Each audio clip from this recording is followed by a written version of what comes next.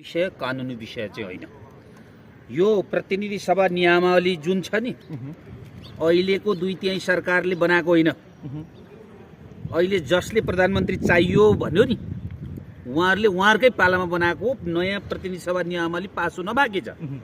यसमा लेखिएको अंश सुन्नुहोस्। 38 मा के लेखेको छ ठ्याक्कै भन्नुहोस्। नीति तथा कार्यक्रम सम्बन्धी कार्यविधि राष्ट्रपतिबाट गरिएको सम्बोधनका लागि धन्यवाद प्रस्ताव पारित भएपछि राष्ट्रपतिबाट गरिएको सम्बोधनमा उल्लेखित नेपाल सरकारको नीति तथा कार्यक्रममाथि छलफल गर्नका लागि सभामुखले प्रधानमन्त्री वा निजको अनुपस्थितिमा निजले तोकेको कुनै मन्त्रीसँग परामर्श गरी दिन र समयावधि तोक्नेछ र त्यसरी तोकेको दिन दलीय प्रतिनिधित्वको आधारमा सम्बोधनमा उल्लेखित विषयमा छलफल हुनेछ।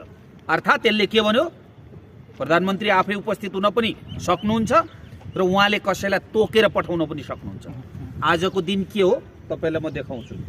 प्रधानमन्त्रीले लेखेको संसदलाई पत्र। श्रीमान महासचिवज्यू, संघीय संसद सचिवालय सिंहदरबार काठमाडौँ। सम्माननीय राष्ट्रपतिज्यूले 2083 वैशाख 28 गते संघीय संसदको दुवै सदनको संयुक्त बैठकमा गर्नुभएको सम्बोधन आर्थिक वर्ष 83-84 को नेपाल सरकारको वार्षिक नीति तथा कार्यक्रममाथिको छलफल प्रारम्भ गरियोस् भन्ने प्रस्ताव पेश गर्न र छलफलका क्रममा उठेका प्रश्नहरूको जवाब दिनका लागि संघीय संसदको प्रतिनिधि सभा र राष्ट्रिय सभा दुवै सभामा सम्माननीय प्रधानमन्त्रीज्यूको तर्फबाट माननीय अर्थमन्त्री डाक्टर स्वर्णिम वाग्लेलाई तोकिएको बेहोरा अनुरोध गर्दछु। गोविन्द कुमार कार्की सचिव। यो के हो?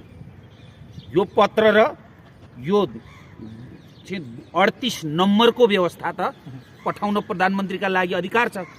प्रधानमन्त्रीसँग भएको अन्तर्निहित अधिकारलाई हुँदैन भन्ने अधिकार यो देशमा कसैलाई छ?